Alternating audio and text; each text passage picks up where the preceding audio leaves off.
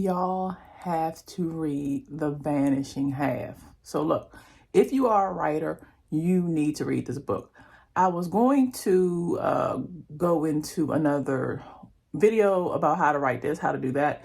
If you are a new writer, look at my channel. I don't know how many videos at this point on how to do this and the third. I want to start having us practice or study other authors. And The Vanishing Half is one of those books. So look, we're going to start by understanding who is Britt Bennett. First, I want to show you this cover. This cover is so simplistic and so on point. Sometimes as authors, especially if we're self-publishing, we have a tendency to try and do too much. But what I love about this book cover is, number one, it's going to stand out from other books. The author is, or actually the publisher or whoever, the author may have had a hand in it. But it seems like to me that the author is very smart about making sure you get a cover that speaks to what the book is about. And we're going to go into detail what the book is about. Again, you got to read this book. But I love the cover. I want to make sure you guys see it so that you can find it in the event you read it. And you need to read this book. So Britt Bennett was born in California, and she actually went to Stanford University. So that makes her like an elite in terms of writers. I know a lot of us, especially on this channel, we don't really have a background in writing, but she has an extensive background in writing. Now, we know it's not necessary, but I believe that's one of the reasons why this book reads as brilliantly as it reads. She later attended the University of Michigan and got an MFA, and I believe she also went to Oxford. Yep, she went to Oxford University. So she has a lot of knowledge and background in writing. So that's who Britt Bennett is. Now I want to go into why we love the title. This title, The Vanishing Half, especially when you get into the book, means so many different things. Number one, it speaks about one of the characters in the book, or speaks to rather one of the characters in the book vanishing, but it also has other meanings about vanishing your identity, trying to vanish a lie.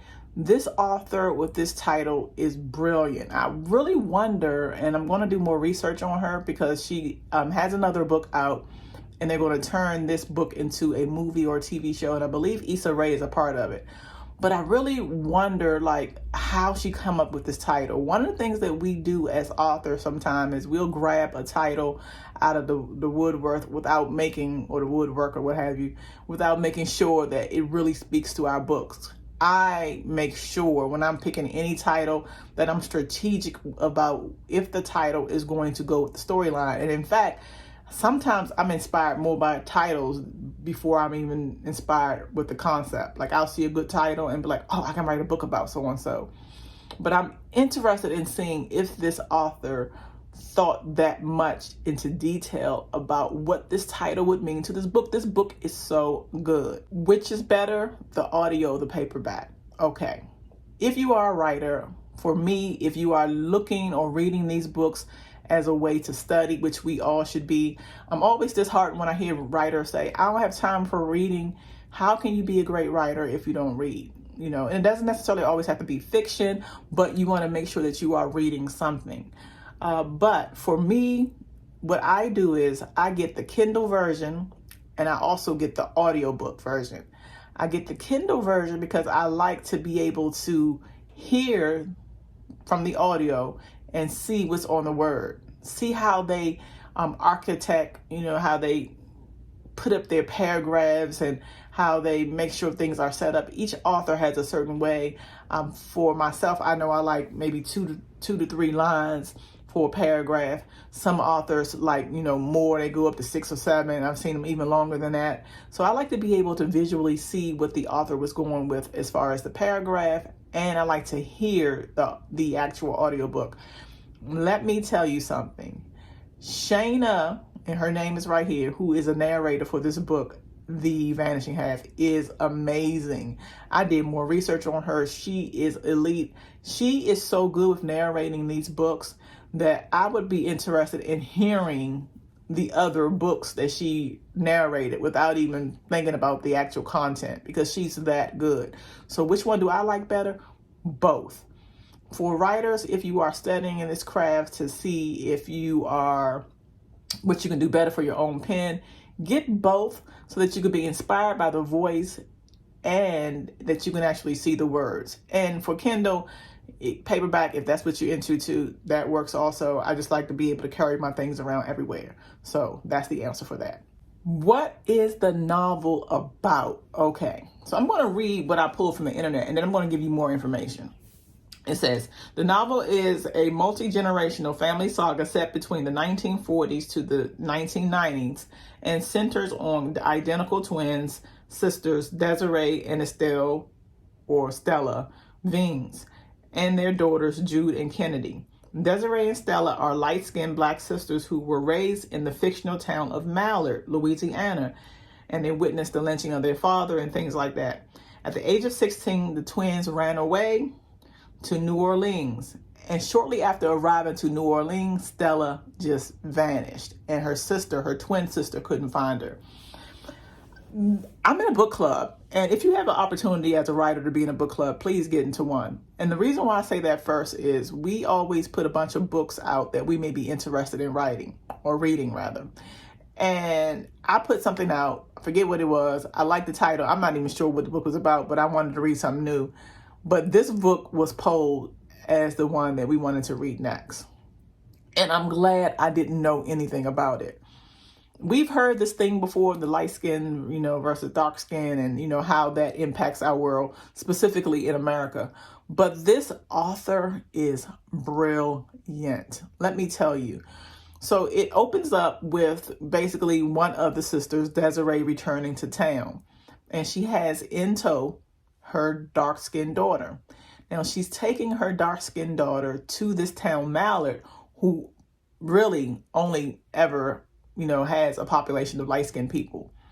And as a result of having her dark-skinned child, she's standing out. This dark-skinned child, who in my mind is beautiful, has to navigate in this world of colorism, specifically by people who choose, in a lot of cases, to have lighter skin. What I love about we're still on what the book is about, but what I love about what this book is about is, even though that was the concept that we probably have heard before, this author is a poet. She is very strategic with what her words are.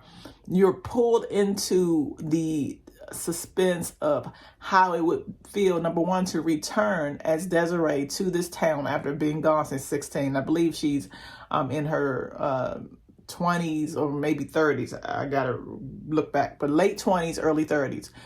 So we're pulled into the suspense of, number one, returning to this town with a darker skinned child because she had a husband who was dark skinned, and then also having to face and deal with all the questions. People want to know where she's been. They want to know where her twin is.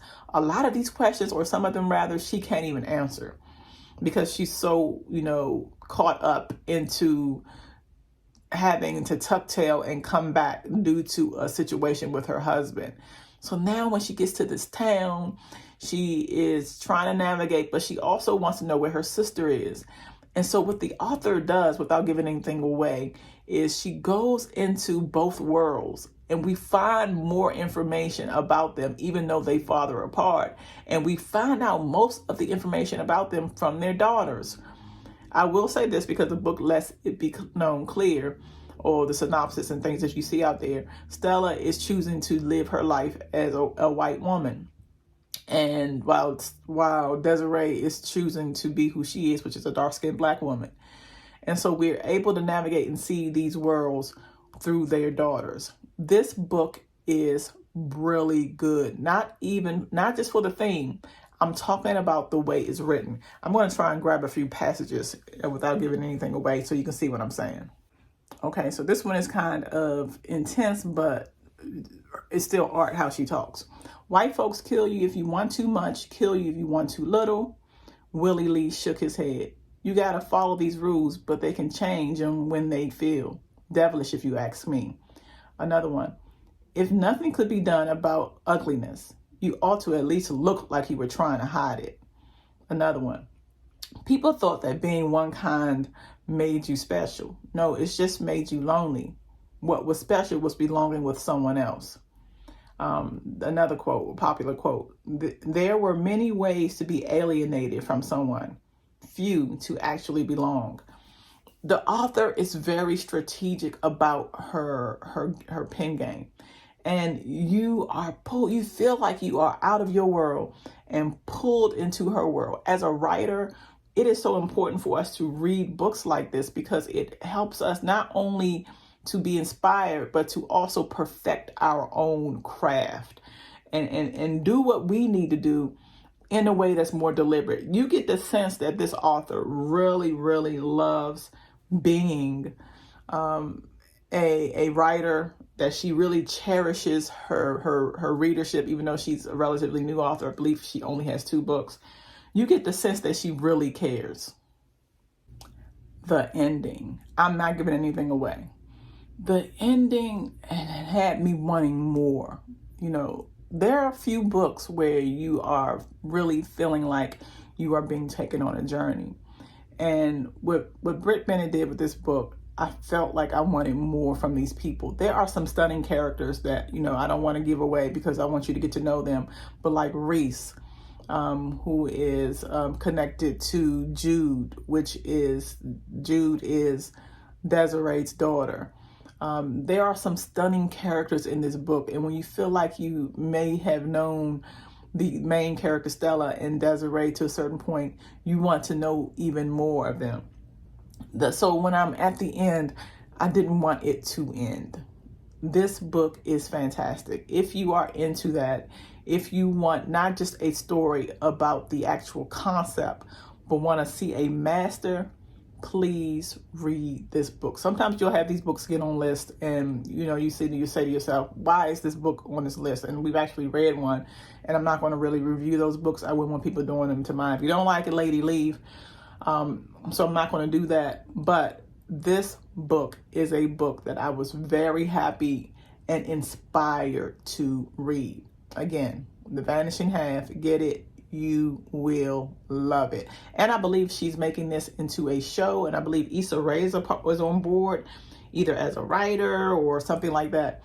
They're making this into a show and or movie. So that's supposed to be coming up. And I believe the actual details came out in 2022, earlier this year. So, and this book was actually published in 2020. Glad I found it. Loved it. All right, guys. Please make sure that you like, subscribe. If you want more of this content, what I'm going to start doing is making sure that I not only review books that you should read as writers, but also movies. I'm a big screenplay reader. I love them. I keep them on my good notes and I make notes on them and things like that. It just really helps me to perfect my craft because that's the best way to actually see how other masters did it, to make sure that we can do it better, or when you got something as good as this, at least as good. All right, babies, I'm out. Bye.